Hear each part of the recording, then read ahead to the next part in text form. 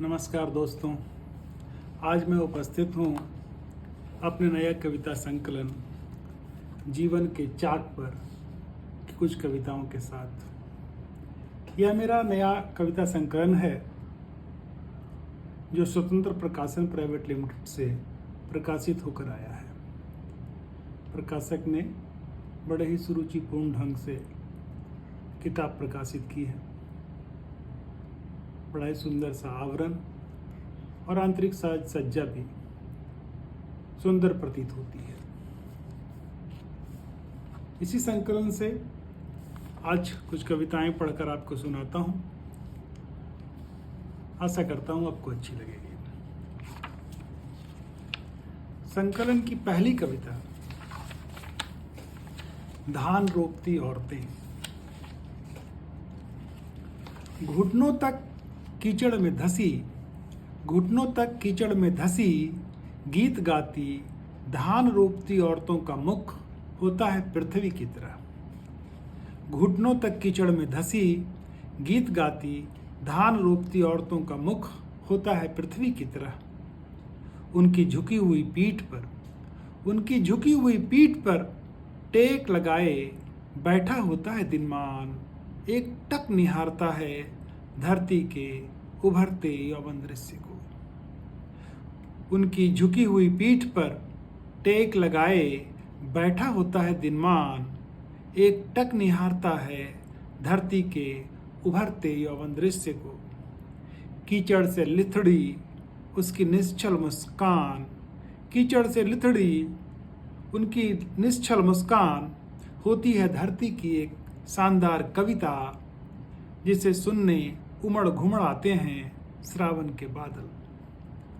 सबसे मोहक होता है, सबसे मोहक होता है श्रम माधुर्य से प्रस्रवनित उनका गान, जिसमें प्रकृति देती है संगत अपनी वर्षा बूंदों के साथ।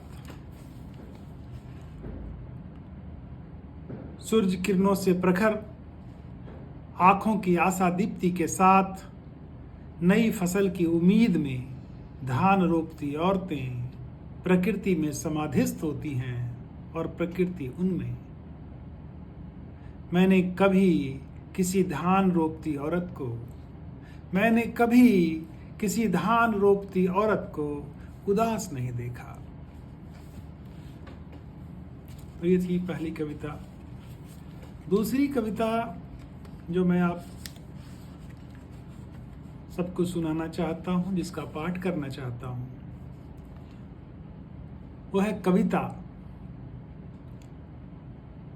कविता राजमार्गों को छोड़ राहमापी करती है गलियों पगडंडियों धूल भरी बस्तियों की।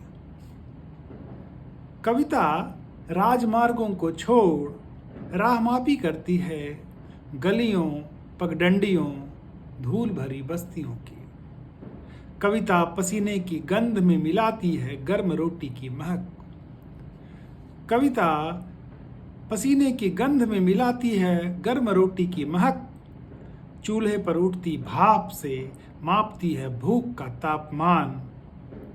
कविता घृणा की परतों को उधेड़, कविता घृणा की परतों को उधेड़ प्रेम पर लगाती है अपनी मुहर। कविता पहचान करती है झूठ की सच से। कविता प्रिया के नकबेसर से हक में उठे हाथों तक, प्रेम की सूक्ष्म तरंगों से प्रतिरोध की बेचैनी तक रचती है रचनात्मकता का वितान, जिसमें फूलों की खुशबू लिपटी रहती है लहू की गर्माहट के साथ। कविता नहीं उगती आंगन की क्यारियों में। कविता नहीं उगती आंगन की क्यारियों में।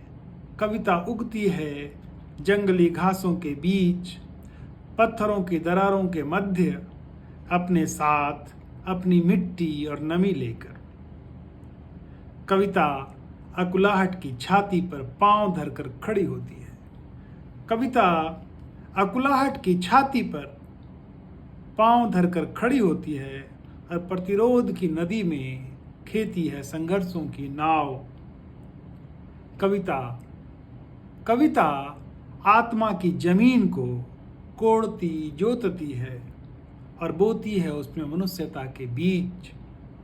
कविता आत्मा की जमीन को जोतती कोड़ती है और बोती है उसमें मनुष्यता के बीज। कविता रीढ़ की हड्डी को खींचकर सीधा करने का काम करती है। कविता रीढ़ की हड्डी को खींचकर सीधा करने का काम करती है ताकि आदमी बना रहे